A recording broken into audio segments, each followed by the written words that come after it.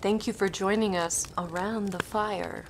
For more information or to make a donation, please visit randomactsnetwork.com. Now, want to hear a scary story?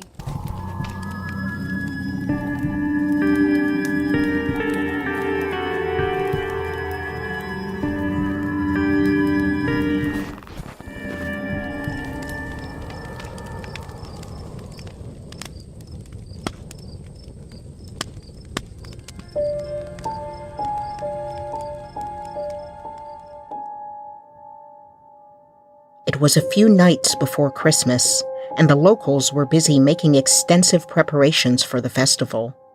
The narrow streets, usually thronged with people, were now almost deserted, and the last shops open were rapidly closing for the night. In the comfortable coffee room of the Old Boar's Head, half a dozen guests, mostly travelers for work, sat talking by the light of the fire.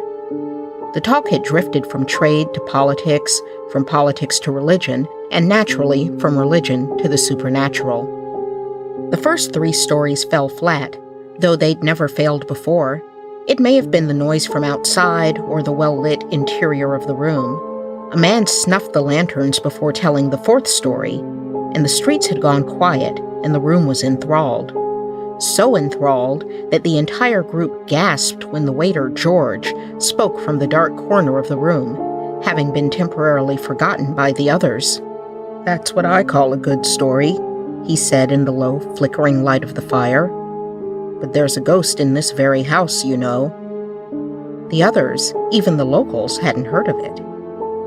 "It dates back a long time now," the gentleman continued, "but surely one of you has heard the name of Jerry Bundler." One of the others, a man named Hurst, spoke up. "Well, I've just heard odds and ends, but I never put much count to 'em. But the staff would be sacked prompt if they even mentioned it."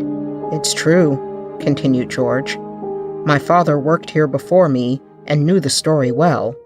He was a truthful man and steady churchgoer, and he swore until he died that he had seen the ghost of Jerry Bundler in this house.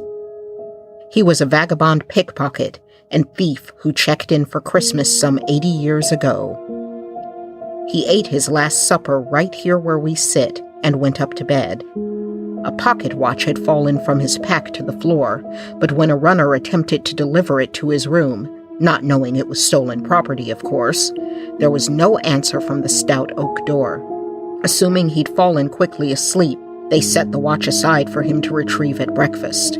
In the morning, the man remained in his room. As the afternoon neared, the staff knocked on his door once again, obtaining no answer. One worker went out to the courtyard and with a short ladder climbed onto the windowsill, while another waited outside the door. With a sudden smash of glass, the worker fell with a cry and landed in a heap on the stones below. As others gathered around him, they saw the pale face of the thief peeping down from the window above. Others joined the runner to break the door in, which had now been barred by heavy furniture. When they finally gained entrance, the first thing that met their eyes was the man's body, dangling from the top of the bed by his own handkerchief. "Which bedroom was it?" a man named Malcolm asked. The waiter shook his head. "That I can't tell you, but the story goes that Bundler still haunts this house, and my father declared positively that the last time he slept here, the spirit lowered himself from the top of his bed and tried to strangle him." The group grumbled, eager to guess in which room the terrible events took place. "There's nothing to fear," the waiter continued. "I don't believe for a moment that ghosts could really hurt someone.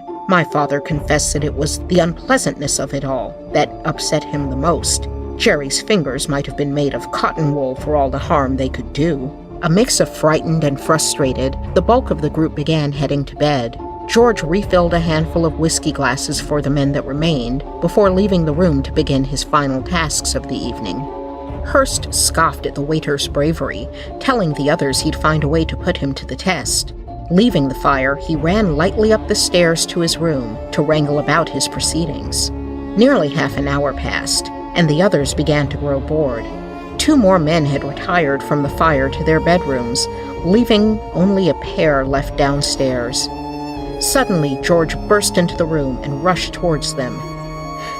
"He's here," he shouted breathlessly, but the men only laughed. "In the kitchen. I didn't look for seeing him. There's only a glimmer of light in there, and he was sitting on the floor behind the counter. I nearly trod on him." The others continued laughing. "You're frightened, George," Malcolm said. "You'll never make a man." "Well, it took me unawares," said the waiter. "Not that I'd have gone to the kitchen by myself if I'd known he was there, and I don't believe you would either, sir." "Nonsense," the man retorted. "I'll go and fetch him now." But George stopped him with a catch of his sleeve. "You don't know what it's like, sir. It ain't fit to look by yourself." He was cut off by a smothered cry from the staircase and the sounds of someone stomping along the passage. Suddenly, the door flew open and a figure burst into the room. George yelled in fear and stumbled backwards as the others made fun. Lighting the lantern, George could now see it was only Hurst. He had changed into knee breeches and a coat, a massive wig gone awry, and his face was fully greased. As the light flickered in the glass of the windows, the group realized that Hurst was trembling and gasping for air. "I've seen it," said Hurst with a hysterical sob. "Him, it, the ghost, whatever it is. I was coming down the stairs and I felt a tap." He broke off suddenly and peered nervously through the open door into the passage. "I thought I saw it again," he whispered. "No, there's nothing there," said George, whose own voice shook a little. "Go on. You felt a tap on your shoulder." "I turned round and saw it. A wicked, pale, white, dead face." "That's what I saw in the kitchen," said George. Hurst shuddered and dropped into a chair. "It's the last time I come to this house," he stated. "I leave tomorrow myself," said George. "I wouldn't return to that kitchen again for £50. "It's uttering the man's name that caused it, I expect," said Hurst. "Having it in our minds. Practically, we've been forming a spiritualistic circle without knowing it." "It's odd that they should both think they saw something," said Malcolm, feeling uneasy for the first time. "I saw it as plain as I see you, sir," said George solemnly. "Perhaps if you keep your eyes turned up the passage, you'll see it for yourself." They followed the direction of his finger, but saw nothing. "Who'll come down to the kitchen with me?" said Malcolm, looking around. "You can go if you like," said Hurst. "We'll wait here for you." The stout traveler walked towards the door and took a few steps up the passage. Then he stopped.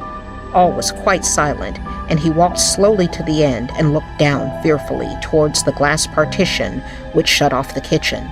As he neared, he couldn't bring himself to go to it, and looking over his shoulder, rushed back to the room.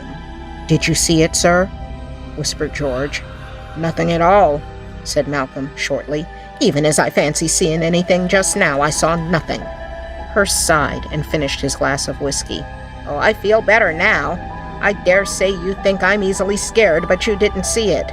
"Not at all," said Malcolm, smiling faintly despite himself. "I'm going to bed," said Hurst, noticing the smile and resenting it. He rose from his seat and bid the company a friendly good night. Having heard his door close, Malcolm said, "I never saw a man so scared in all my life. Sort of poetic justice about it, isn't there?" But as he looked to George and the others, he saw fear in their eyes. One of them asked if anyone wanted to share a room for the night. "I will," said Malcolm. The other man who remained, Mr. Leek, scoffed. "I don't believe in ghosts," he said. "If anything comes into my room, I'll simply shoot it." "Bullets don't pierce spirits, Mr. Leek," George suggested. "Well, the noise would certainly wake the whole house," he laughed. "But if you're nervous, sir, the others will be only too pleased for you to sleep on the doormat inside their room, surely. If you gentlemen would only come down with me to put the gas out, I could never be sufficiently grateful." Malcolm and his newfound roommate joined him, peering carefully before them as they went. They snuffed the light without issue and returned to the lobby, extinguishing the gas there, too, and leaving the small group in the dim light of a single candle. Suddenly, they distinctly heard a step in the passage outside. It stopped at the door, and as they watched with bated breath, the door creaked and slowly opened. Malcolm fell back open-mouthed as a white, leering face with sunken eyeballs and close-cropped bullet head appeared at the opening. For a few seconds, the creature stood regarding them, blinking in a strange fashion at the candle. Then, with a sliding movement, it came a little way into the room and stood there as if bewildered. Not a man spoke or moved, but all watched with a horrible fascination as the creature removed its dirty neckcloth, its broken neck allowing his head to flop onto its shoulder. For a minute it paused, and then moved toward George with the cloth outstretched. There was a sudden flash and loud crashing noise, and the candle went out. In the pitch black, the men heard the sounds of a chair moving and something writhing on the floor. George struck a match and leapt to light the burner again. Malcolm felt ahead of him, touching the thing on the floor and finding it soft. With the candle lit again, he kneeled down and examined the thing, then rose swiftly, dipping his handkerchief into the water jug and returning to wipe away the white face. Leek's pistol fell to the floor as Malcolm sprang back with a cry of incredulous horror, leaning against the wall, deathly sick, and falling into the waiter's arms. Nobody spoke.